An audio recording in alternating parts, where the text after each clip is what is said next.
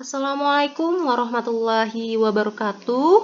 Welcome to my YouTube channel. Di sini saya akan ngebahas tentang konsep dasar komunikasi berdasar Kemenkes. Di mana referensi yang aku pakai adalah e-book tentang komunikasi dalam keperawatan yang dikeluarkan oleh Kemenkes sendiri.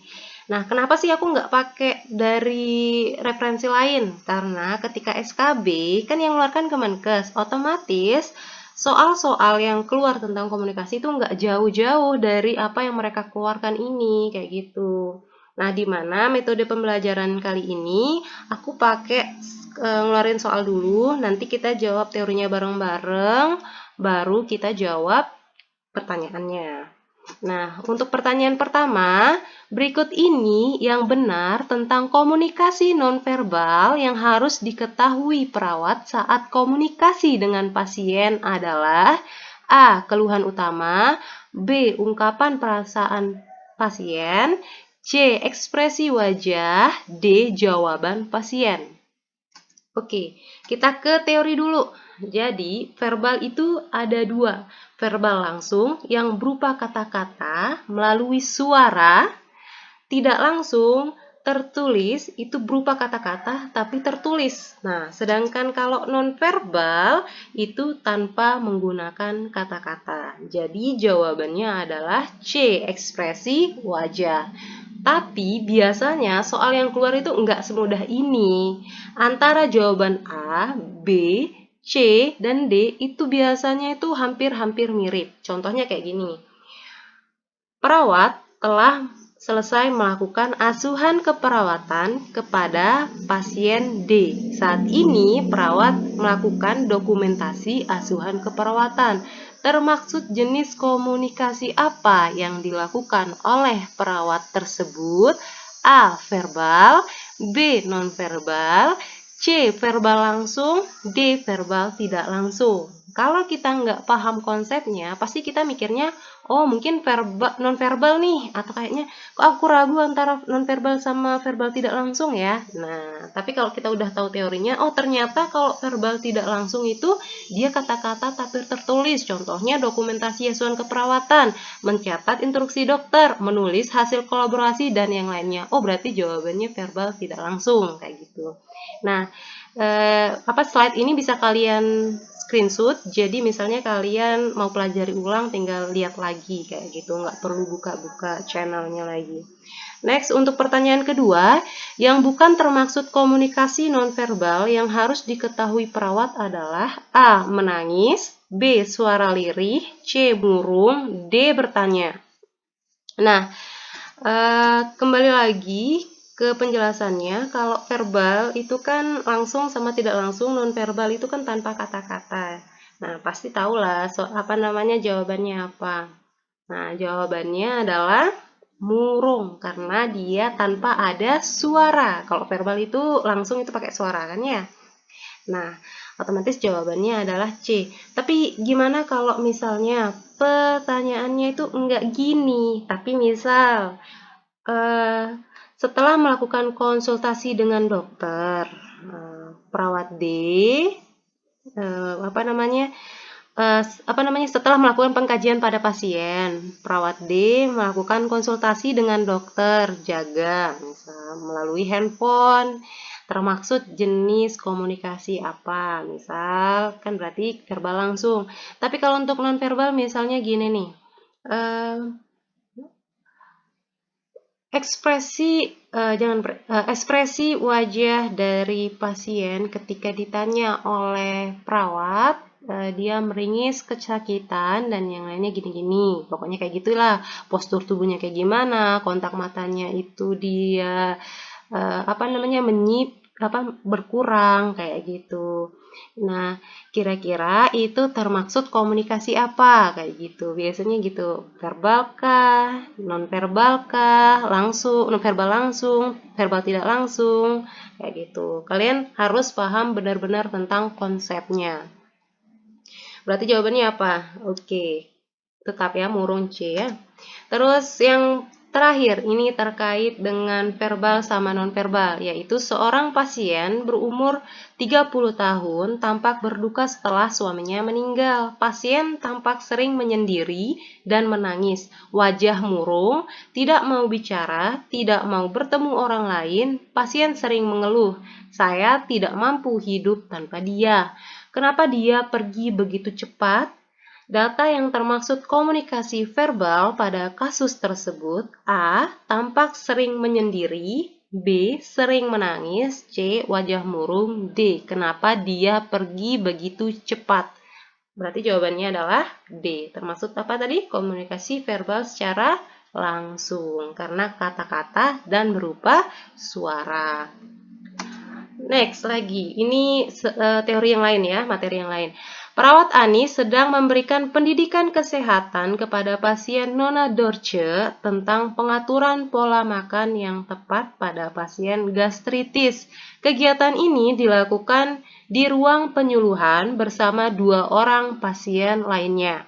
Elemen komunikan dalam proses komunikasi pada kasus tersebut adalah: A. Perawat Ani, B. Pasien Nona Dorce, C. Pengaturan pola makan, D. Ruang penyuluhan.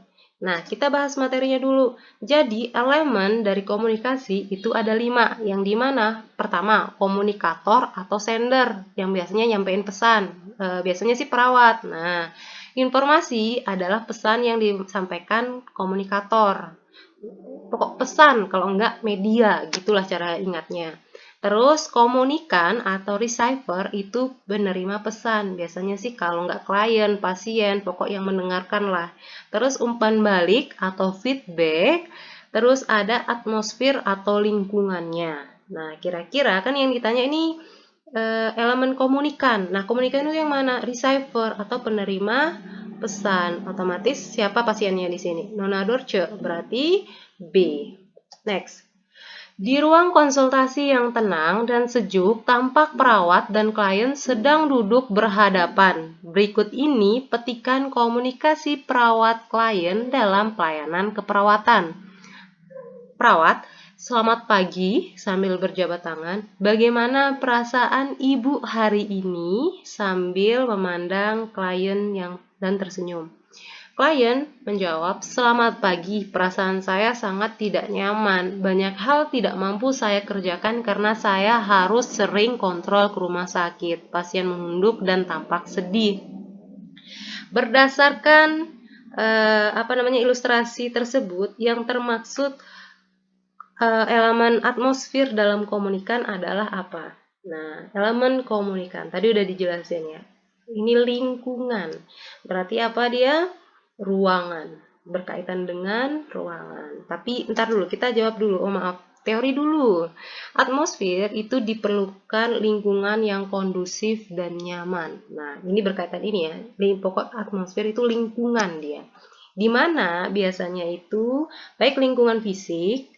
Kalau lingkungan fisik itu ya udah biasa kan, maksudnya lingkungan yang tenang, sejuk, bersih kayak gitu. Kalau lingkungan dalam atmosfer dalam dimensi sosial psikologi itu kayak komunikasi yang dengan penuh persahabatan, akrab, santai, jadi nggak ada tegang-tegangnya, atau kadang ada acuh tidak acuh kayak gitu kan. Terus dalam dimensi temporal, yaitu nggak tergesa-gesa untuk menyampaikan pendapat kayak gitu. Jadi jawabannya adalah B. Ini termasuk dari apa nih? Atmosfer apa? Atmosfer dimensi fisik ya.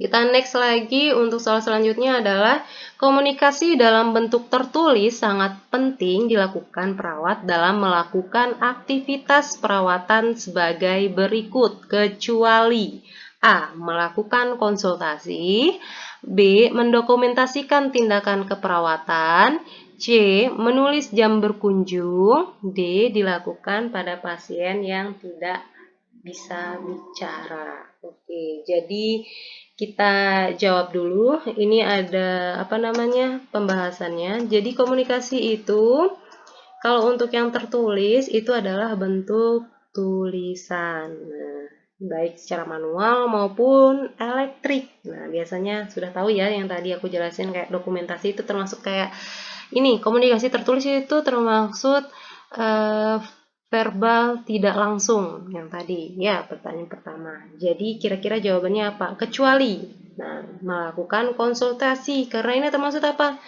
Ini komunikasi langsung dia ya, termasuk komunikasi langsung. Kita lanjut lagi. Perawat kepada pasien memberikan motivasi kepada pasien untuk memelihara kesehatan dengan melakukan budaya hidup sehat melalui pengaturan pola makan yang sehat dan olahraga teratur. Tujuan komunikasi berdasarkan situasi tersebut adalah A. Menyampaikan ide, B. Mempengaruhi orang lain, C. Meningkatkan pengetahuan pasien, D. Supaya pasien sehat. Nah, tujuan komunikasi itu ada 5, di mana yang pertama itu adalah menyampaikan ide, di mana untuk mendapat kesamaan ide kayak gitu. Nah, terus yang kedua, kalian bisa screenshot ini. Jadi kalau misalnya kalian kurang paham, kalian tinggal baca lagi. Terus mempengaruhi orang lain, di mana bisa berupa memotivasi seseorang sehingga melakukan hal sesuai yang kita inginkan. Nah, kayak gitu. Untuk merubah pola hidupnya kah, gitu. Untuk mengubah pokok semuanya yang awalnya itu berisiko untuk kesehatannya, kita ubah, kita berikan edukasi, kita berikan motivasi. Terus yang ketiga, mengubah perilaku orang lain, kayak gitu. Nah, ini mengubah keyakinan dan perilaku yang tidak baik dan bertentangan dengan kesehatan. Kalau ini itu biasanya pasiennya itu udah melakukan itu dulu, terus baru kita ubah, kayak gitu. Kalau yang mempengaruhi ini dia belum. Jadi dia udah tahu penyakitnya, tapi dia belum tahu kayak pola hidup yang sehat sama nggak sehat. Terus yang selanjutnya memberikan pendidikan, yaitu mengubah perilaku orang atau lawan bicara, di mana hasil yang diharapkan adalah meningkatnya pengetahuan. Terus yang terakhir memahami ide orang lain, ya antara komunikan dengan komunikator kayak gitu. Jadi jawabannya adalah, ntar dulu kembali lagi ke soal, jawabannya adalah B, mempengaruhi orang lain.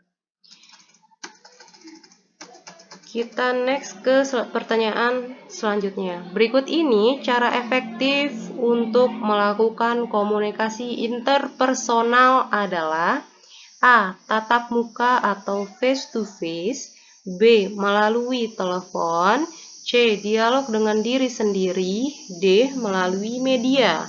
Nah, teorinya komunikasi interpersonal, bukan intra ya, ini interpersonal adalah komunikasi antara perawat dan klien yang dilakukan secara sadar ketika perawat dan klien saling mempengaruhi dan memperoleh pengalaman bersama. Kayak gitu. Untuk komunikasi interpersonalnya nanti di pembahasan materi selanjutnya. Jadi di video selanjutnya terkait komunikasi terapeutik pada keperawatan kayak gitu. Nah, kalau dari soalnya itu cara efektif untuk interpersonal. Interpersonal kan pasien dengan perawat, otomatis harus apa? Tatap muka atau face to face kayak gitu. Sebenarnya yang lain bisa melalui telepon kayak gitu bisa, cuma kurang efektif aja. Lebih bagus pas di depannya. Jadi biar kita tahu ekspresi dari kliennya, kita bisa tahu seberapa pemahaman. Kadang kita ngeliat pasien itu kita udah tahu kira-kira orangnya, oh orangnya ini kayaknya dia belum ngerti, atau orangnya ini oh ini ngerti tapi kayaknya dia itu nggak mau ngejalanin itu. Jadi nanti kan beda treatment yang dikasih kayak gitu, atau edukasi yang dikasih. Terus sudah selesai ternyata. Nah, ini adalah materi tentang komunikasi yang ada di e-book Kemenkes tentang komunikasi ya. Dan insya Allah aku akan jadikan video-video, jadi ada beberapa video biar kalian itu bisa mempelajari satu-satu. Kalau terlalu banyak nanti pusing kalian. Kalau satu bab, misal satu bab satu hari, otomatis kalian bisa nyicil yang lain. Jadi kalian nggak usah baca lagi materi komunikasi, nonton ini, Terus kalian bisa pelajari materi yang lain. Nah, udah kalian benar-benar paham tentang dasar komunikasi, kalian lanjut lagi ke video yang selanjutnya, komunikasi terapeutik dalam keperawatan, kayak gitu. Begitu aja selanjutnya, dasar-dasar komunikasi kalian nanti pelajari lagi, kayak gitu ya. Oke, see you next time in my next video. Selamat bertemu kembali maksudnya di video selanjutnya. Jangan lupa like, comment, and subscribe my video. Jadi, tolong ya. Apa namanya? Ya, kayak gitulah.